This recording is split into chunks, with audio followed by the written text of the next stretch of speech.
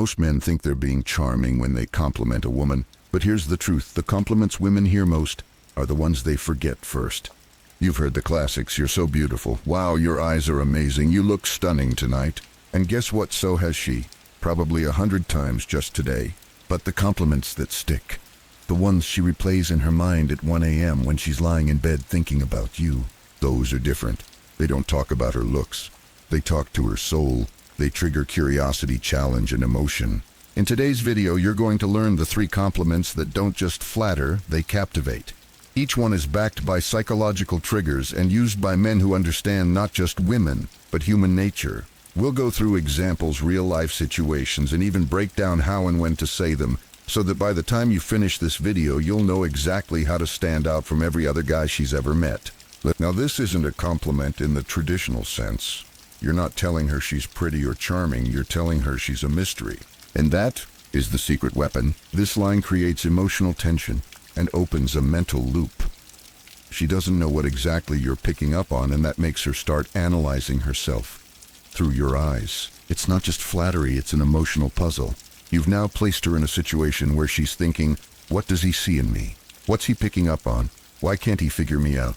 And the more she thinks about it, the more you become a character in her mind, a curiosity, a question she wants answered. I once had a client who used this line during a coffee date. His date had just mentioned how she moved countries at age 17, started a new life, and never really talked about it. He paused, took a sip, looked at her and said, "There's something about you I can't quite figure out. And I like that." She blinked. Her body language changed. Her voice softened. She said, "What do you mean?" He smiled, still trying to figure it out. That was the moment she leaned in emotionally, and their connection deepened instantly. Say it in a moment of silence or after she's done something unique. Let it come out like a thought, not a rehearsed line. Use a calm, curious tone, not overly intense or flirty. "You're not like most people I meet. I just haven't figured out why yet. There's something in the way you talk that feels different." This works because it taps into her desire to be seen but not figured out. It's seductive without being obvious. This line is like finding the hidden door in her personality. Women spend their lives being looked at but not truly seen. They're admired for their looks, their style, their energy. But what they crave is someone who notices what's beneath the surface. This compliment signals, "I see something in you others don't." It instantly makes you stand out from the crowd of shallow attention. You're not praising her physical traits. You're acknowledging a hidden part of her identity, and that's something she doesn't get every day. A guy I coached was having drinks with a woman who talked about her love for solitude and reading obscure poetry. He listened, then said, "You know, I get the feeling not many people see this side of you." She exhaled as if she'd been holding her breath. "I don't show it to many people," she admitted. He didn't follow up with more questions. He just sat with the silence. That was the moment she stopped seeing him as a guy trying to impress her and started seeing him as someone who got her. Use it when she shares something personal, vulnerable, or different. Pause for a second and say it like a genuine observation, not a compliment. Don't overplay it, just let it land. "I don't think most people get to see this version of you. There's a depth to you that feels rare." This line works because it makes her want to prove you right. She begins revealing more of herself not because you asked, but because you gave her permission. This one walks the tightrope between danger and desire. This compliment does 3 things. It flips the power dynamic. Now she's the unpredictable one. It creates emotional friction. Tension is the birthplace of attraction. It activates intrigue. She's not sure where she stands with you, and that uncertainty pulls her in. When you say something like this, you're not trying to win her over. You're suggesting she might be a wild card, someone who could either ruin you or complete you. That's intoxicating. Why? Because it puts her on edge in the best way possible. She's no longer being chased, she's being evaluated. I knew a guy who was incredibly stoic, calm, slow-talking, grounded. On a date, his date was being playful, almost teasing. He smirked and said, "I can't tell if you're the kind of trouble I should avoid or exactly what I've been looking for." She laughed. What makes you say that he didn't answer? He just smiled. The rest of that night electric. Use it during light flirtation or when she surprises you. Keep a playful smirk, not a serious stare. Let it sound like you're amused, not seduced. "I don't know if I should be worried about you or curious. Something tells me you're dangerous, in a good way." This line sparks mystery. It turns the interaction into a dance of tension and Let's bring this all together. Most men think compliments are about making her feel good. But what if I told you the best compliments are the ones that make her feel curious about herself? The ones that whisper, "You're not just pretty. You're fascinating. You're layered. You're someone I want to explore." Because at the end of the day, women don't chase words, they chase emotions. They chase the feeling of being unique, desired, and understood. So next time you're on a date, skip the basics, skip the eyes, the dress, the smile. Speak to the part of her she hides, the part she doesn't even know she wants you to see. Use one of these compliments not as a line, but as a window into connection. Because when you do it right, she won't just smile and say thank you. She'll think about it in you for days. Let's pause here for a second and ask, why do most compliments fail, even if they're genuine?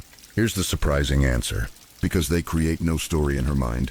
Let's say you tell a woman you're so beautiful. It's sweet, sure. But what can she do with that information? Nothing. She's heard it before. There's no hook, no emotional picture, no narrative. She smiles, says thanks, and forgets it.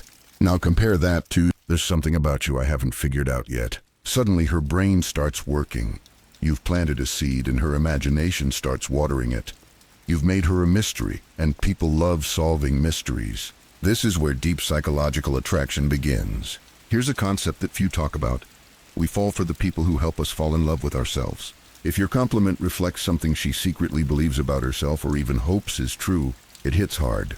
Let's say a woman sees herself as independent, unique, or emotionally deep, but she doesn't say it out loud. Then you drop a line like, "You're different," but not in the way most people try to be. It's like you don't even realize it. Now you're speaking her inner language. You've put words to a feeling she couldn't express, and that's magnetic. Let's imagine how each compliment lands from her side. What happens inside her head when she hears these things? Compliment #1 reaction. "There's something about you I can't quite figure out." What she feels. What does he see in me? Why can't he figure it out? I want to know what he's picking up on. It sparks curiosity, which is stronger than attraction. Why?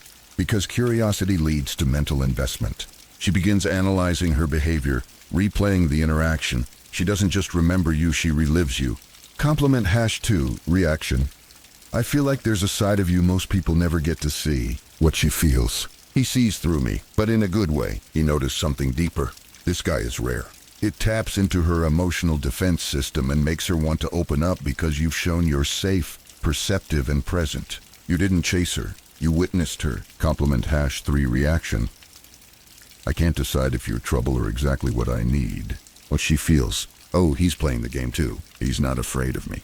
Now I want to see how far I can push this." This is catnip for high-value, confident women, the kind who get bored easily. It's not about manipulation. It's about delivering. Let's address a crucial question. Can these compliments backfire? Yes, if you do the following. Don't say these lines like you practiced in front of the mirror. They only work when they feel spontaneous, like a genuine observation.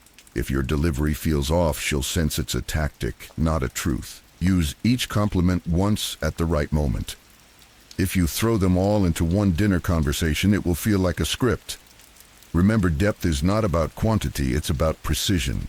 If you're not paying real attention, none of this works. You need to be aware, tuned into her mood, and genuinely curious. These compliments are reflections, and mirrors don't work if they're not pointed at something real. Here are 3 alternate lines for each compliment type that follow the same emotional pathway, but give you flexibility depending on the situation. Compliment type mystery. You're full of contradictions, and that's what makes you fascinating. You seem so collected, but I get the sense there's fire under there. You're hard to read, and I don't know if that scares me or intrigues me. Compliment type depth. I get the feeling people don't always take the time to understand you. There's a quiet intensity in the way you speak. It's rare. You wear confidence well, but it feels like it wasn't always that way.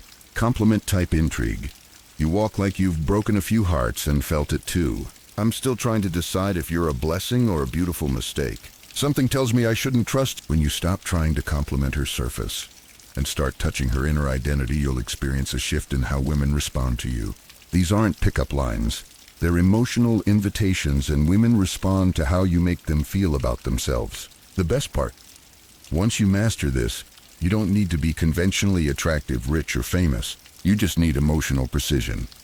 You become the kind of man women remember not because of what you wore, but because of how you made them feel when you looked at them. Let's flip the script for a moment. Everything we've covered so far, these compliments, these psychological cues, they work. They're powerful. But the truth is, the real transformation doesn't happen in what you say. It happens in who you become when you mean what you say. Because here's the harsh truth. If you use powerful words, but you don't embody the confidence behind them, women will sense it. If you say there's something about you I can't quite figure out, but you're really just trying to impress her, she'll know. If you say there's a side of you most people never get to see, but you're not actually paying attention to her, it'll fall flat. That's why the final piece of this puzzle isn't about learning to compliment women better. It's about becoming the kind of man whose attention feels like a compliment in itself. In today's world, women are flooded with attention, but most of it is low value. Comments, likes, messages, half-hearted flirtation. So what cuts through the noise? Genuine, focused, intentional attention, the kind that says, I'm not just noticing you, I'm seeing you. And to give that kind of attention, you need to develop 3 things. Emotional intelligence, so you can read what she's not saying. Presence, so you're not distracted by validation or outcome. Curiosity, so your words don't come from habit, but from wonder. Because when a man is genuinely grounded, when he's not trying to impress, but simply observing with interest, his presence becomes magnetic. Here's something you may not hear often. Most women aren't starving for compliments. They're starving for connection. And not the clingy, emotionally needy kind, but the rare kind of masculine stillness that makes her feel safe, seen, and challenged all at once. It's the kind of presence that asks nothing but somehow pulls everything. This is what makes these compliments work. It's not the words, it's the energy behind them. So let's take it full circle. The next time you compliment a woman, try this. Don't rush the line. Don't throw it in to sound clever. Instead, wait for the moment to naturally unfold. Let the compliment be a reflection of the moment, not a tactic. Because when the words come from a place of genuine awareness, when you mean what you say, they resonate 10 times deeper. And that's when she feels it, not just hears it. And that's the kind of moment she won't forget. To make your words powerful, you must practice power in silence. Here are 3 exercises you can do to increase your masculine presence starting today. Next time you're in a conversation, try this pause. Say nothing, just look at her with soft, steady eyes, not intense, not blank, just there. You'll be amazed how many women lean in when you stop talking and start seeing. Practice noticing small emotional shifts. Does she pause before answering, laugh nervously, touch her necklace? Mention it gently. For example, you smiled a little when you said that. What were you thinking? That's not a compliment, it's a mirror. And women love mirrors that show more than their reflection. After every date or social interaction, write down 3 things you noticed about the person that most people would miss. Over time, you train your mind to look beyond the surface, and that's where high-quality compliments are born. Let this be your mindset going forward. I'm not learning lines to get her attention. I'm becoming the man whose attention is a gift. Because when you stop needing validation from women, when you stop trying to be liked, and instead start learning to see and appreciate the depth in others, you'll find that attraction isn't something you create. It's something that naturally happens. Your words won't just land, they'll echo. And that's when you stop chasing and start choosing.